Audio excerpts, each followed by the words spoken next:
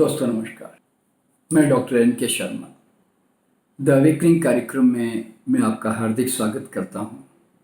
और जैसे कि आप सब जानते ही हैं कि हम इस अवेकनिंग कार्यक्रम के माध्यम से हम उन विषयों पर चर्चा करते हैं जिसके बारे में थोड़ा भ्रम है, अंधविश्वास है, पाखंड है, ताकि एक जीवन की जो सरल सच्चाई है वो हमारे सामने आ सके और हम वैज्ञानिक धारणाओं के साथ में इस संसार में जी सके। ये हमारा मुख्य उद्देश्य है। दोस्तों, आज ये विषय मैंने इसलिए छेड़ा है क्योंकि ये विषय बहुत ही प्रश्न चिन्ह डालने वाला विषय है अपने आप में, कि दवाओं द्वारा शरीर को धोखा देने वाला कोई भी व्यक्ति कैसे आध्यात्मिक हो सकता है। दोस्तों, अध्यात्म का मतलब होता है कि स्वयं से जुड़ना, ब्रह्मांड की परम शक्तियों के साथ जुड़ना। और जो व्यक्ति इतनी बड़ी ऊर्जाओं के साथ संसार में जुड़ता है, इतने बड़े खजाने के साथ जब वो अपना संबंध जोड़ता है, तो वो कैसे इतना कमजोर होकर बाहर की दवाएं और केमिकल के ऊपर अपना ध्यान दे सकता है, ये मुझे खुद समझ में नहीं आता। दोस्तों, अध्यात्म के मार्ग में सबसे पहले हर व्यक्ति जब ब्रह्मांड को या परमात्मा को या स्वयं को जानने का प्रयास करता है, तो सबसे पहले वो अपने शरीर के बारे में, अपने बारे में जानने का प्रयास करता है। वो शरीर की एक एक संवेदनाओं को महसूस करने लगता है, उसकी भाषा को समझने का प्रयास करता है, क्योंकि वो अब अपने नजदीक आता जा रहा है, उपवास कर रहा है। तो दोस्तों, जब वो अपने नजदीक आता है और अपने शरीर की क्षमताओं को, शक्तियों को और प्रकृति के नियम को जब वो बहुत गहराई से जानने का प्रयास करता है, तो उसको पता चलता है कि हम इस ब्रह्मांड की कितनी अद्भुत क्रिएशन है, हम कितनी अद्भुत रचना है अपने आप में। और हर रचना में, चाहे वो पेड़ पौधे हो, चाहे वो जानवर हो, चाहे कोई भी जीव जंतु हो, सब में अपने आप में एक स्वयं सुधार शक्ति, एक सेल्फ हीलिंग पावर, एक सेल्फ रीजनरेशन की अद्भुत क्षमता सब में दी हुई है। दोस्तों, किसी भी बीज को संसार में हमें ग्रो नहीं करना पड़ता, हमें तो केवल उसको सही खाद, पानी और हवा देनी होती है और बीज अपने आप से अपनी क्षमता का उपयोग करके एक बड़ा पेड़ पौधा बन जाता है और जीवन भर पंच तत्वों का उपयोग करते हुए अपने आप को स्वस्थ रखता है। लेकिन मानव जो है, अपने शरीर के बारे में ऐसा क्यों नहीं जान पाता? इसलिए जब मैं किसी संत महात्माओं को या मैं किसी आध्यात्मिक जगत के पथिक को जब मैं दवाओं के साथ उलझा हुआ देखता हूं, तो मुझे बड़ा अफसोस होता है। मुझे तो ये महसूस होता है कि वास्तव में कि शायद वो आध्यात्मिक पथ पर नहीं है, क्योंकि आध्यात्मिक पथ पर जीने वाला कोई भी संत महात्मा या आध्यात्मिक पथिक कभी भी अपने शरीर में दवा नहीं डालेगा। ऐसा नहीं कि मैं दवाओं का दुश्मन हूं या मैं दवाओं के विरोध में कोई बातें कर रहा हूं। दवाई निश्चित रूप से आदमी की खोज है और आदमी ने अपने आप को एक प्रकार से रिलीफ देने के लिए, जो कि कोई जानवर तो नहीं दे सकता, मनुष्य जरूर दे सकता है। तो दवाएं जीवन में नहीं चाहिए ऐसा नहीं है, लेकिन दवाओं के ऊपर बहुत ज्यादा निर्भरता और दवाओं को लेते रहने की अगर आदत या वो जीवन पद्धति उनकी बन जाती है, तो मैं समझता हूं कि वो आध्यात्मिक जगत से बहुत दूर है। क्योंकि दोस्तों, जिस दिन आप अपने शरीर के बारे में जानने का प्रयास करते हैं, आपको यह महसूस होगा कि मेरा शरीर इतना क्षमतावान है, इतना शक्तिशाली है कि इसको हमें संचालन नहीं करना पड़ता। शरीर स्वयं नेचुरली संचालित है। हमारे भीतर साक्षात परमात्मा बैठकर हमारे आहार को पचा रहा है, हमें दिखा रहा है, सुनवा रहा है। हमारे अंदर पूरी प्राण ऊर्जा के रूप में एक एक अंग में वो धड़कन के रूप में हमारे चल रहा है। तो मुझे तो इसमें बाधा नहीं बनना है, बल्कि मुझे इसमें बाधा नहीं बनकर और रिलैक्स होकर, शांत होकर इसकी मुझे मदद करनी है। इसलिए शरीर जो है ये बीमार पड़ने के लिए डिजाइंड ही नहीं है, ये तो बढ़िया काम करने के लिए डिजाइंड है, फल की तरह पककर जाने के लिए डिजाइंड है। बीमारियां हमें कमानी पड़ती है। अगर संत महात्मा को ये नहीं मालूम या किसी आध्यात्मिक पथिक को ये नहीं मालूम कि बीमारियां जबरदस्ती बॉडी पे थोपी जाती है, बीमारी शरीर का नियम नहीं है, और अगर हमारे जो भी साधु संत महात्मा अगर बीमार पड़ते हैं तो मैं समझता हूं कि वो शायद शरीर के नियम से बहुत दूर कहीं चले गए हैं। दोस्तों, मुझे बड़ी शर्म आती है जब मैं किसी संत महात्मा को या आध्यात्मिक जगत के लोगों को बीमारियों में देखता हूं। ये लोग अपने cancer, heart disease, joints pain, diabetes और ब्लड प्रेशर और पेट के कई तरह के रोग, कब्ज, कॉन्स्टिपेशन, इन सब के लिए ये लोग जो है इलाज करा रहे होते हैं। तो मैं बड़ा हैरान होता हूँ इनको देखकर। दोस्तों, ऐसा कैसे हो सकता है कि आप अपने शरीर के साथ परमात्मा के साथ जुड़ने जा रहे हैं, आप सागर को समझने की कोशिश कर रहे हैं और आप एक बूंद को नहीं समझ पाए। आप ब्रह्मांड को जानने का दावा भी करते हैं कई लोग, तो क्या इस छोटे से ब्रह्मांड को क्यों नहीं जान पाए भाई? और इसको आप संचालित करने की कोशिश कर रहे हो, आप इसको दबा खाकर इसकी आवाज को दबाने की कोशिश करते हो। इससे बड़ा धोखा आप अपने शरीर को क्या दे सकते हो दोस्तों, हर्बल मेडिसिन भी खाए ना कोई तो चलो भाई ठीक है, थोड़ा रिलीफ सबको चाहिए होता है, आराम सबको चाहिए होता है। दोस्तों, कोई होम्योपैथी भी खा लेना तो चलो वो एक एनर्जी मेडिसिन है, कम से कम मेडिसिन तो नहीं के बराबर है, तो भी सहने लायक बात है। लेकिन कोई एलोपैथिक दवाएं खाएं जो कि भयंकर बॉडी के लिए टॉक्सिक है, शरीर को अव्यवस्थित करती है, नई 4 बीमारियां पैदा करती है, उसके बावजूद भी अगर कोई संत महात्मा अपने आश्रमों में बड़े बड़े एलोपैथिक सेंटर्स खोलता है, बड़े बड़े हॉस्पिटल्स खोलता है और स्वयं भी एलोपैथिक दवाओं में भरपूर जीता रहता है, तो मैं तो ऐसे लोगों को कैसे संत महात्मा कहूं, मुझे तो कोई समझ में नहीं आता। और मैं कैसे इन लोगों को आध्यात्मिक जगत का साधक है ऐसे मैं कैसे मानूं, मुझे भी समझ में नहीं आता वास्तव में। दोस्तों, सबसे पहले आदमी जब आध्यात्मिक होता है ना तो वो परमात्मा के कृति के प्रति पूरा कृतज्ञ होता है और वो उसकी भाषा को अच्छी तरह समझने का प्रयास करता है, क्योंकि वो सबसे नजदीक है। ब्रह्मांड को तुम शायद समझ पाओ कि नहीं पाओगे दोस्तों, शरीर को ही अगर तुमने बहुत गहराई से जान लिया और समझ लिया ना, तुम्हें स्वयं परमात्मा का साक्षात दर्शन हो जाएगा तुम्हें, और तुम्हें इसको कभी संचालित नहीं करना पड़ेगा, कभी दवाओं से इसको टॉक्सिक नहीं बनाना पड़ेगा। दोस्तों, मेरे शरीर में जब भी कोई छोटी मोटी अव्यवस्था होती है, यानी कि बड़ी मुश्किल से कई सालों में बता रहा हूं, तो दोस्तों मैं बड़े मजे लेता हूं। मैं कहता हूं मेरा शरीर मुझसे कुछ कहना चाहता है। दोस्तों, मेरे यहाँ पे कोई नौकर भी बीमार पड़ता है तो मैं कहता हूं एंजॉय योर सिकनेस। जानते हो क्यों? क्योंकि एंजॉय योर सिकनेस का मतलब है nature is at work. Nature कभी गलत काम नहीं करती। Every action of the body is a remedial action. शरीर हमेशा सच बोलता है और शरीर हमेशा हमें जीवित रखने के लिए, नॉर्मल रखने के लिए, बैलेंस रखने के लिए और नवनिर्माण करने के लिए लड़ाई लड़ रहा है। दोस्तों, शरीर हमें मारने के लिए लड़ाई नहीं लड़ता। दोस्तों, आध्यात्मिक जगत में प्रवेश करने के बाद में इतना तो हर आदमी को भरोसा होना चाहिए कि ये सारा ब्रह्मांड, ये सारे पंच तत्व, ये हमारा शरीर, सब कुछ हमें जीवित रखकर, स्वस्थ रखकर, दीर्घायु की तरफ ले जाने के लिए डिजाइंड है, हमें बीमार करने के लिए डिजाइन नहीं है दोस्तों।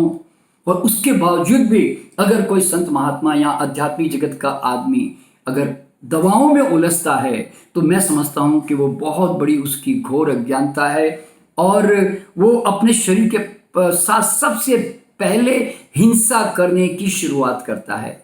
और जैन धर्म के लोग और जैन धर्म के भी साधु संत अगर दवाओं का उपयोग करते हैं तो मैं समझता हूं फिर वो अहिंसा की बात कैसे कर सकते हैं। दोस्तों, दवाएं खाना शरीर पर घोर हिंसा, मैं बता रहा हूं घोर हिंसा। और शरीर के साथ प्यार करना, उसकी भाषा को सुनना और उसको सही आहार देना, सही विश्राम देना, सही विचार देना, सही वातावरण देना, ये वास्तव में सचमुच की अहिंसा है। दवाएं खाकर कैसे कोई अहिंसक हो सकता है, मुझे तो ये समझ में नहीं आता। तो दोस्तों, ये वीडियो बनाने का जो मेरा मूल मकसद है वो यही है कि कम से कम आध्यात्मिक जगत में अगर आप यात्रा शुरू करने जा रहे हैं तो सबसे पहले अपने शरीर के साथ जुड़ें और इसको बाहर से संचालित करना बंद कर दें। ये भरोसा करें कि शरीर अपने आप में सेल्फ सफिशिएंट है, इसकी सेल्फ हीलिंग पावर बहुत क्षमतावान है, ये आपको बड़ी से बड़ी बीमारियों से बाहर निकाल सकता है। अगर आपने किसी कारण, गलत कारण से आपने अपने शरीर को अगर कोई गलत चीज दे भी दी है ना, शरीर उसको फिर से दोबारा हैंडल कर लेगा।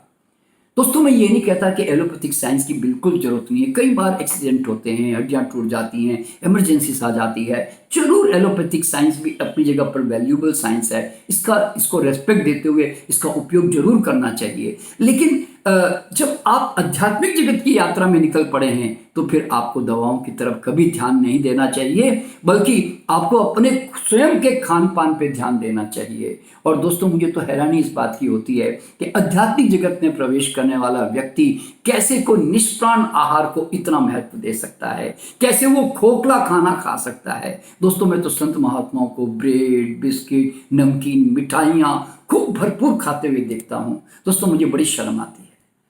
शरीर पर इससे बढ़िया हिंसा क्या होगी? जो शरीर को प्यार न करते हुए उसको अनादर करता है इस प्रकार के भोजन से, मैं उसको कैसे आध्यात्मिक कहूं, ये मुझे तो समझ में नहीं आता। दोस्तों, अगर आध्यात्मिक जगत में हम प्रवेश करते हैं और हमारी आंखें खुलती है, हम अवेयरनेस की तरफ जा रहे होते हैं, दोस्तों हमें इतना भी नहीं मालूम कि आज हम अपने शरीर में क्या उंडेल रहे हैं, हम अपने शरीर में क्या डाल रहे हैं। दोस्तों, माँ के दूध के बाद हमारे शरीर को कोई बाहर के जानवरों की दूध की आवश्यकता नहीं होती। और कैसे कोई संत महात्मा जानवरों का दूध पी सकता, मुझे तो यही समझ में नहीं आता। और गौशाला रख रख कर जो है दूध उंडेले जा रहा है अपने शरीर के अंदर। दोस्तों, बचपन के बाद में गाय का बड़ा तक दूध नहीं पीता, और हमारे आध्यात्मिक जगत के लोग जो है दूध के दीवाने बने हुए होते हैं। दोस्तों, दूध इतना घातक आहार है जो लंबे समय के बाद जाकर आपको बड़ी बड़ी बीमारियों में डाल देता है, और हम बड़ी बड़ी बीमारियों से जूझ कर फिर लोग जो है संसार से कूच करते हैं, और हम डाउट भी नहीं करते। और क्या किसी संत महात्मा को यह समझ में नहीं आया कि संसार के किसी प्राणी को दांत आने के बाद दूध की जरूरत नहीं है, तो ये क्यों दूध के दीवाने बन जाते हैं? मुझे ये आज तक समझ में नहीं आया। और दोस्तों, शरीर को एक अच्छे पूर्ण संपूर्ण भोजन की जरूरत होती है, ये क्यों संसार के साथ जुड़कर संसारी भोजन में उलझ जाते हैं? मैं अधिकतर संत महात्माओं को देखता हूं कि ये सब पकोड़े, नमकीन, मिठाइयाँ, पका हुआ खाना, उबला हुआ खाना, नहीं, ये सब चीजों में उलझे रहते हैं ये लोग। ये नॉर्मल रोटी दाल चावल जैसे संसारिक व्यक्ति भोजन करता है, ये ऐसे भोजन करते हैं। और दोस्तों, समय आने पर इनके ये भी गंजे हो जाते हैं, आंखें खराब हो जाती है, हार्ट ब्लॉकेजेस हो जाते हैं, जॉइंट पेन हो जाते हैं, ब्लड प्रेशर हो जाता है, कैंसर हो जाता है, और ये उस तरह, और उसको ये नॉर्मल समझ के चल पड़ते हैं संसार से। मुझे तो ये समझ में नहीं आता, अरे भाई, क्यों ये समझ नहीं पाए कि बगैर कारण के कभी कोई दुनिया में रोग नहीं होता, और ये सब भाग्य और भगवान के ऊपर छोड़ देते हैं। दोस्तों, ये तो कोई आध्यात्मिक जगत की यात्रा नहीं है। और आध्यात्मिक जगत में जागा हुआ व्यक्ति कैसे ऐसे भोजन का उपयोग कर सकता है, मैं तो ये आज तक समझ में नहीं आया दोस्तों। और अगर आध्यात्मिक जगत का व्यक्ति अगर ब्रेड खा रहा है, बिस्किट खा रहा है, कोल्ड ड्रिंक्स पी रहा है, चाय कॉफी पी रहा है, तो कैसा आध्यात्मिक गुरु, कैसा आध्यात्मिक जगत का यात्री, मुझे तो ये भी समझ में नहीं आता। दोस्तों, जो व्यक्ति जाग जाएगा ना, वो अपने शरीर पर सबसे पहले अहिंसात्मक दृष्टिकोण अपनाकर अपने शरीर से प्रेम करेगा। वो ऐसा आहार डालेगा शरीर में जो शरीर का जाकर नव निर्माण करे, शरीर को हमेशा स्वस्थ रखे, ऊर्जावान बना के रखे। वो ऊर्जावान आहार खाएगा ना, वो फल खाएगा, वो सलाद खाएगा, वो अंकुरित दालें खाएगा, वो जूस पिएगा, वो नेचुरल जो अवेलेबल जो सोर्सेस हैं वो उसका इस्तेमाल करेगा। वो कुक फूड भी अगर ज़्यादा खाता है तो मुझे बड़ी हैरानी होती है कि ऐसे मुर्दा निष्प्राण खाना खाकर वो कौन से स्वास्थ्य की आशा कर रहा है। तो इसीलिए मेरा ये वीडियो बनाने का जो मकसद है वो ये है कि कम से कम अगर आप आध्यात्मिक जगत में अगर आप अपनी यात्रा शुरू करने जा रहे हैं तो दोस्तों प्लीज़ अपने शरीर के साथ सबसे पहले सही आहार के द्वारा व्यवहार करने की कला तो सीखें। कि सही आहार तो खाएं, और सबसे बड़ी बात क्या है, भूख से खाएं, खाना मैक्सिमम संपूर्ण नेचुरल प्राणवान आहार खाएं, ताकि आपका शरीर स्वस्थ रहे और आपके अंदर जो परमात्मा ने आपको जो सुगंध दी है वो सुगंध आप संसार में फैलाकर आप जो है सबके जीवन का कल्याण करते हुए चले जाएं। आध्यात्मिक जगत की यात्रा इसी के लिए तो होती है ना।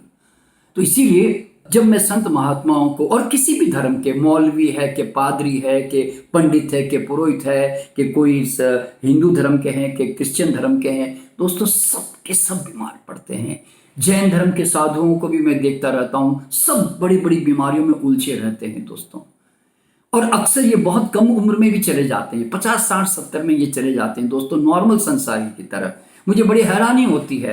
अरे दोस्तों, जो आध्यात्मिक जगत के साथ जुड़ता है वही तो इस संसार का परम भोग कर रहा होता है। वो तो संसार के सारे रहस्य को जानता है कि शरीर को कैसे रखना है, मन को कैसे रखना है, आत्मा को कैसे रखना है। दोस्तों, जो इतना सब कुछ जानता है वो कैसे बीमार पड़ सकता है, वो कैसे संसार से जल्दी जा सकता है, ये तो मैं आज तक समझ नहीं पाया दोस्तों। तो इसीलिए यही मेरा इस वीडियो के माध्यम से सबको कहना है, और खास करके सारे मेरे आध्यात्मिक जगत के जितने संत महात्मा गुरु है, कि प्लीज आप दवा मत खाइए।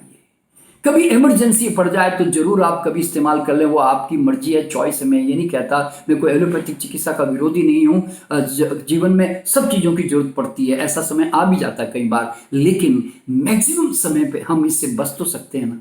तो दोस्तों, कम से कम आध्यात्मिक जगत के लोग जो है वो दवा ना खाएं, और लोगों को भी ये गाइड करें कि वो भी दवाओं से बचने का प्रयास करें, शरीर पर भरोसा करें, सेल्फ हीलिंग पावर पे भरोसा करें, और शरीर की जो प्राकृतिक आवश्यकताएं हैं वो अगर हम शरीर को देंगे और रोग के कारण निकाल देंगे तो शरीर को क्या पड़ी है बीमार पड़ने की दोस्तों। और आध्यात्मिक जगत में आने के बाद में इतना भी नहीं समझ पाए कि शरीर को बीमार पड़ने का शौक नहीं है। शरीर मस्त रहने के लिए बनाए, स्वस्थ रहने के लिए बनाए, अपनी पूर्ण आयु तक जाने के लिए डिजाइंड है। अगर ये भी नहीं समझ में आया तो क्या आध्यात्मिक जगत की यात्रा। तो इसलिए दोस्तों, मेरा ये मानना है कि आध्यात्मिक जगत की सचमुच अगर आप सही यात्रा कर रहे हैं ना, तो आप इस ब्रह्मांड को सबसे पहले समझेंगे। दोस्तों, पूरे ब्रह्मांड को जानने की बातें करते हैं, एक छोटा सा ब्रह्मांड नहीं समझ पाए। दोस्तों, सागर को समझना है तो बूंद को समझना जरूरी है ना। दोस्तों, जिस दिन आपने बूंद को जान लिया ना, आप पूरे संपूर्ण सागर को जान जाओगे। और दोस्तों, मैंने तो परमात्मा को जानने की कोशिश ही नहीं की। मैंने तो इस शरीर के अंदर एक एक अणु अणु को जानने की कोशिश की। उसके कारण मुझे सिवाय परमात्मा के और मुझे कोई दर्शन हुए ही नहीं। मैं तो एक ही चीज जानता हूँ कि वो हर पल मेरे अंदर धड़क रहा है, मेरा खाना पचा रहा है, मुझे दिखवा रहा है, मुझे सुनवा रहा है, मेरे शरीर में रोम रोम में मेरे हर काम को मुझे नवनिर्माण किए जा रहा है। मुझे हर पल जो है मुझे जीवित रखने के लिए संघर्ष करता जा रहा है। दोस्तों, मैंने तो परमात्मा को अपने अंदर बड़ा सक्रिय रूप में देख लिया। इसलिए मुझे आगे और कोई ब्रह्मांड में परमात्मा है तो मुझे उसकी जरूरत भी नहीं है, और ना मुझे उसको जानना है, ना मुझे उसको देखना है। मैं तो साक्षात उसके दर्शन 24 घंटे अपने अंदर करता रहता हूँ। और मैं शरीर को वो देता हूँ जो मेरे शरीर के लिए उपयुक्त है, जो मेरे शरीर के लिए डिजाइंड है। मैं वो आहार शरीर को देता हूँ। मैं शरीर को प्यार करता हूँ, इसको मैं हिंसा नहीं करता, मैं अहिंसात्मक दृष्टि से इसको सुरक्षित रखता हूँ। तो मैं समझता हूँ कि हमारे भी आध्यात्मिक जगत के जितने भी दोस्त मित्र और हमारे संत महात्मा जो भी इस जगत में यात्रा कर रहे हैं, वो जरूर इस बात पे ध्यान देंगे और अपने आप को दवाओं से बचाकर अपने शरीर के अंदर ही परमात्मा को महसूस करेंगे और संसार को भी वही महसूस करवाएंगे। तो मैं बहुत बहुत शुभकामना देते हुए आपसे विदा लेता हूं दोस्तों। मैं फिर आऊँगा एक नया वीडियो लेकर, फिर एक नया विषय लेकर। तब तक के लिए बहुत बहुत धन्यवाद।